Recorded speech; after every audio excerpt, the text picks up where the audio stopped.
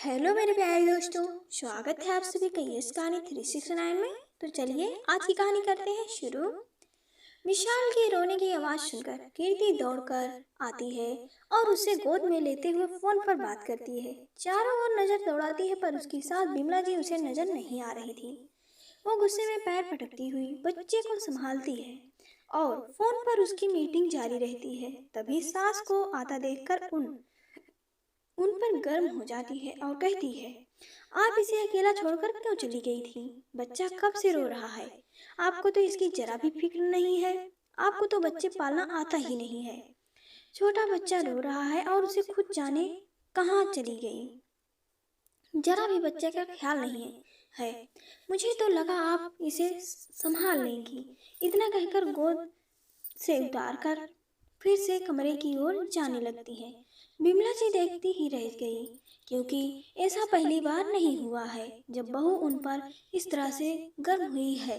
बहू नौकरी करती है तो काम का तनाव रहता है, पर इसका ये मतलब नहीं कि जो मन में आए वो कह दे और मैं सुनती रहूं। पास ही सोफे पर पसर कर क्रिकेट मैच देख रहे सुशील भी कुछ नहीं कह रहा था। वो चुप रहकर अपनी पत्नी के गलत व्यवहार को ही बढ़ावा दे रहा था। बिमला जी ये सोचकर रसोई में चली गई थी कि सुशील तो इधर बैठा है तो वो विशाल के लिए दूध बनाकर ले आएगी। वो भूख के मारे ही रो रहा था, पर दूध ठंडा करने में समय लग गया और टीवी की आवाज में उन्हें कुछ सुनाई नहीं दिया। पर यहाँ सफाई देने से कुछ होगा नहीं। कीर्ति किसी की सुनती नहीं है और सुशील कभी कुछ कहता नहीं है। बहू उनका दिन में 100 बार अपमान कर देती है, पर उनके बेटे को इससे कोई फर्क नहीं पड़ता है। बिमला जी अपने बेटे बहू के साथ फ्लैट में रहती है। बेटे सुशील की शादी 5 साल पहले कीर्ति से हुई थी।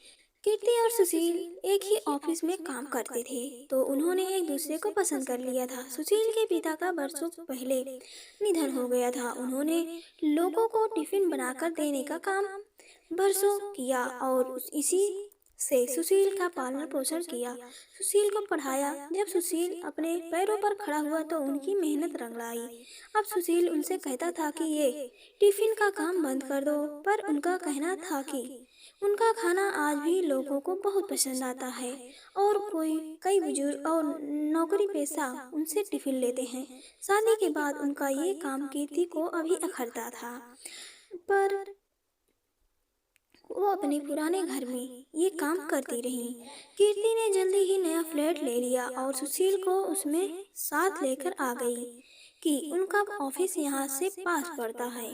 कीर्ति भी नौकरी करती थी तो उसने खाना बनाने वाली रख ली। उधर बिमला की टिफिन सेवाएं चल रही थी। वो अपने काम में व्यस्त रहती थी और कीर्ति और सुशील अपने काम में व्यस्त रहते थे। शनिवार या रविवार को दोनों माँ से मिलने चले जाते थे। बिमला जी अपना काम छोड़कर उनके साथ जाना नहीं चाहती थी। समय बीत रहा था। दोनों की शादी को 4 साल हो गए थे। अब सब रिश्तेदार और पड़ोसी पूछने लगे थे कि तुम दादी कब बन रही हो। कीर्ति भी हाँ नहीं भर रही थी और सुशील भी 4 सालों से मना कर रहे थे। पहले करियर सेट हो जाए, घर खरीद लें, बड़ी कार खरीद लें, फिर बच्चे के बारे में सोचेंगे। अब इन्हीं सब में 4 साल निकल गए थे। अब बिमला जी एक ही बात करने लगी कि अब तो पोते का मुंह दिखा दो। कीर्ति और सुशील ने भी खुश खबरी सुना दी। बहू के पांव भारी हैं। ये सुनते ही बिमला जी खुश हो गई और उनका मनपसंद खाना बनाकर भेजने लगी। कीर्ति को जो खाना होता था वो अपनी सास को बता देती थी। बिमला जी के यहाँ डिलीवरी ससुराल वाले ही कराते थे, इसलिए बहू को मायके नहीं भेजा। उन्होंने 9 महीने कीर्ति का बहुत ख्याल रखा और जैसे ही कीर्ति ने बेटे को जन्म दिया, अपने पोते को देखकर वो निहाल हो गई। अब विशाल को पालने की बारी आई तो कीर्ति और सुशील के हाथ पैर फूल गए। उन्होंने अपनी मम्मी से यही रुक जाने को कहा कि वो लोग इतने छोटे बच्चे को पाल नहीं पाएंगे और एजेंसी की आया पर वो भरोसा नहीं कर सकते हैं। तो पोते के मोह में फंसकर वो भी रुक गई हैं। विशाल रात को अपनी दादी के ही पास सोता था। दोनों पति पत्नी बच्चा पैदा करके भी उसकी जिम्मेदारी से पूर्ण मुक्त हो चुके थे। एक दिन विशाल को तेज बुखार था। वो उसकी गोदी से उतर ही नहीं रहा था। उन्होंने ऑफिस फोन करके कीर्ति को भी बताया, पर जरूरी मीटिंग है कहकर कीर्ति नहीं आई और देर रात तक आकर सो गई। बहू बेटे का ऐसा व्यवहार देखकर वो दुखी हो जाया करती थी। एक दिन सुबह विशाल दूध नहीं पी रहा था तो उन्होंने बहू को कहा कि तुम ही इसे पिला दो, इसे मम्मी के हाथ से पीना है। पर कीर्ति ने मुंह फेर लिया और अपने मोबाइल पर काम करने लगी। सुशील भी घंटों क्रिकेट मैच देखता रहता था, पर अपने बेटे को जरा भी समय नहीं देता था। मम्मी जी, मैं ऑफिस की एक सहेली की सगाई पार्टी में जा रही हूँ, आप इसे दूध पिलाकर सुला दीजिएगा। और वो हवा में कार की चाबी घुमाती हुई निकल गई। सुशील भी आया और दोस्तों के साथ वीकेंड मनाने चला गया। दोनों के व्यवहार से ऐसा लगता था कि दोनों ने बच्चा दुनिया को दिखाने के लिए पैदा किया है। दोनों में से कोई भी अपने बच्चे की जिम्मेदारी लेना ही नहीं चाहता था। बिमला जी ये सब देखकर हैरान थी। वो तो सुशील को एक पल भी अकेला नहीं छोड़ती थी। बच्चा पैदा करने से एक माँ का कर्तव्य खत्म नहीं हो जाता है, बच्चे का पालन पोषण भी करना होता है। बच्चा माँ और पिता दोनों की जिम्मेदारी होती है। अपने बच्चे को पालना, उसकी हर बाल गतिविधियों को देखकर एक माँ कितनी खुश होती है, उसे शब्दों में बयान करना मुश्किल है। बच्चे को जन्म देने से ही कोई माँ या पिता नहीं बन जाता है। माँ को अपनी नींद और पिता को अपना चैन खोना पड़ता है। माँ खुद गीले में सोकर बच्चे को सूखे में सुलाती है। जब बच्चे को तकलीफ होती है तो वो उसे माँ की गोद और पिता के कंधे चाहिए होते हैं। उसमें वो अपने आप को सुरक्षित महसूस करता है और इसी सुरक्षा से वो जुड़ाव महसूस करता है। रोते हुए बच्चे को सिर्फ माँ की गोद चाहिए होती है। माँ की बाहों में समाकर वो खुश हो जाता है। माँ की लोरी सुनकर वो सुकून की नींद सोता है। पर यहाँ तो दोनों को घूमने फिरने और पार्टी की से फुर्सत ही नहीं है। बिमला जी ये सब काफी महीनों से देख रही थी। उन्होंने दोनों को समझाया भी था कि बच्चे को दादी से ज्यादा माँ और पिता की जरूरत है, पर दोनों को अपने काम और मौज मस्ती से फुर्सत ही नहीं मिलती थी। एक दिन कीर्ति को बैग पैक करते हुए देखकर बिमला जी ने पूछा, बहू कहाँ जा रही हो? मम्मी जी, मेरे ऑफिस का टूर जा रहा है। हम कुछ लड़कियां मिलकर गोवा घूमने की योजना बना रहे हैं।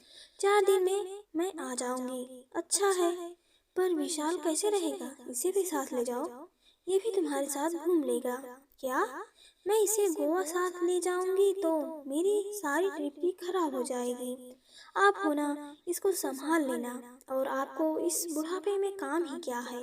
कीर्ति लापरवाही से बोली। बिमला जी का मन बड़ा आहत हुआ। अब वो कुछ फैसला लेना चाहती थी, पर हिम्मत ही नहीं हो रही थी। अपनी जिंदगी का इतना बड़ा फैसला भी वो खुद नहीं ले सकती थी। वो सोच रही थी कि वापस अपने घर चली जाए।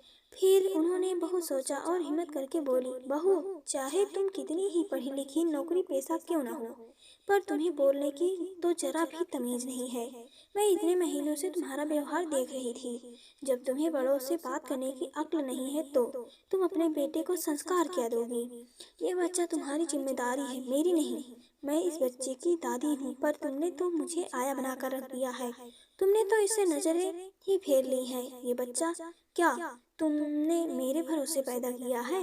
ये बच्चा तुमने दोनों का है, तो तुम दोनों ही इसकी जिम्मेदारी संभालो। मैं इसका अब और नहीं कर सकती हूँ।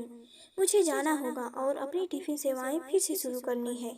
मुझे कई फोन आ चुके हैं और अब मैंने अपनी जिंदगी का फैसला ले लिया है। मैं कल सुबह जा रही हूँ। ये सुनते ही कीर्ति का चेहरा उतर गया और वो सुशील को देखने लगी। उसकी हालत देखकर सुशील से रहा नहीं गया। मम्मी, आप रुक जाओ ना, ये आपके पास ही रहता है और हमसे ये संभाला नहीं जाएगा। अभी ये तो कितना छोटा है, इसे अपनी दादी की जरूरत है, दादी के लाड दुलार की जरूरत है। आप इसे छोड़कर कैसे जा सकती हैं? ये सुनकर वो बोली, ईश्वर का शुक्र है कि आज मेरे बेटे की जुबान तो खुली। मुझे तो लगा था कि तू बोलना ही भूल गया है, और बोला भी तो अपनी पत्नी के पक्ष में बोला है। इतने दिनों तेरी मम्मी का अपमान हुआ, तेरी पत्नी मुझ पर गुस्सा करती थी, तब तो तेरी जुबान कभी नहीं खुली। और हाँ, जब इसकी माँ इसे छोड़कर गोवा घूमने जा सकती है तो ये दादी भी जा सकती है। पहला हक तो माँ का ही होता है। ये बच्चा तुम दोनों की जिम्मेदारी है, तो तुम्हें इसे संभालो। सिर्फ जन्म देने से ही तुम्हारे फर्ज पूरे नहीं हो जाते हैं। और हाँ बहू, तुम क्या कहती हो कि मुझे बच्चा पालना नहीं आता, तो ये याद दिला दूं कि तुम्हारे पति को मैंने ही पालकर बड़ा किया है। अब तुम मुझे सिखाओगी कि बच्चा कैसे पालते हैं। अच्छा है, पर पहले तुम तो सीख लो जो आज तक अपने बच्चे को पाल नहीं पाई। कभी इसके लिए जागी हो, कभी इसे लोरी सुनाकर सुलाया भी हो। तो जानू कीर्ति, तुम क्या कह रही थी कि आपको इस उम्र में और काम ही क्या है? पहले अपने बच्चे को पाले, फिर तुम्हारे बच्चे पाले। हमें क्या यही काम रह गया है? कुछ घंटे बच्चे पालना अलग बात है और पूरे बच्चे की जिम्मेदारी लेना अलग बात है।